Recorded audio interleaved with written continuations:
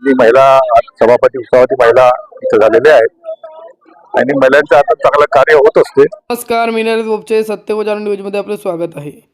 आमगाव पंचायत समितीवर आता महिला राज. आमगाव पंचायत समिती सभापती पद हे महिलांकरिता राखीव असून उपसभापती पद मात्र सर्वसाधारण होते. यामध्ये कोणतेही महिला किंवा पुरुष सदस्य उपसभापती पद भूषवू शकत होते. आमगाव पंचायत समिती सभापती व उपसभापती यांची निवड हे बिनविरोध झाली असून यामध्ये सभापती म्हणून योगिता यशवंत पुंड यांची निवड करण्यात आली असून उपसभापती म्हणून सुनंदा उके यांची निवड बिनविरोध करण्यात आली.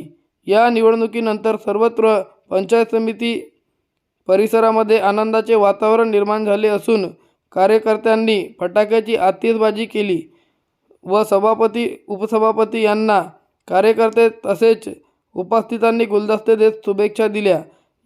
सभापती योगिता पुंड यांनी सर्व पंचायत समिती सदस्य यांना विश्वासात घेत विकास कामांना प्राधान्य देण्याचे संकल्प व्यक्त केले. यावेळी प्रामुख्याने भारतीय जनता पक्षाचे जिल्हा अध्यक्ष इसुलाल उपराडे व भारतीय जनता पक्षाचे नेते विजय शिवणकर प्रामुख्याने उपस्थित होते. माझी प्रतिक्रिया याच असेल की मी सगळ्या सदस्यांना घेऊन आपल्या पंचायत समितीचा कारभार चालवावे, हीच माझी प्रतिक्रिया आहे. म्हणजे आपण आमगाव पंचायत समितीलाच पूर्ण म्हणजे कामकाज जे शासनाच्या योजना आहेत त्या मी पूर्णपणे पार पाडेन. हमारे भारतीय जनता पार्टी के जो हमारे नेता मंडली है, वीर सिंह भाऊ नागपुरे, विजय भाऊ शिवनकर, केशवराव जी मानकर, इनके प्रयासों से जो ये पंचायत समिति हम जीत के आए हैं और यहाँ पर जो उन्होंने रणनीति बनाए, रचना बनाए, उसके अनुसार ये पारंपरिक बीजेपी का गढ़ रहा है और उसको हम फतेह करने में कामयाब हुए हैं.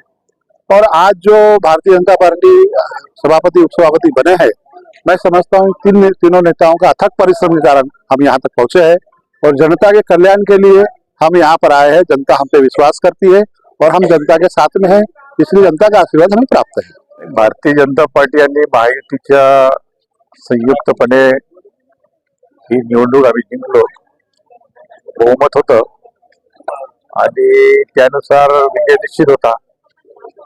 आमगाव तालुक्यातील पंचायत समिती क्षेत्राअंतर्गत सगळी विकासाची कामे गतिमान होतील अशी सगळ्या कार्यकर्त्यांची आणि पदाधिकाऱ्यांचा संकल्प आहे आणि निश्चितपणे यामुळे दोन्ही महिला सभापती उपसभापती महिला इथे झालेल्या आहेत आणि महिलांचं आता चांगलं कार्य होत असते आणि चांगलं कार्य या 2.5 वर्षाच्या कालावधीमध्ये आमगाव तालुक्यामध्ये होईल.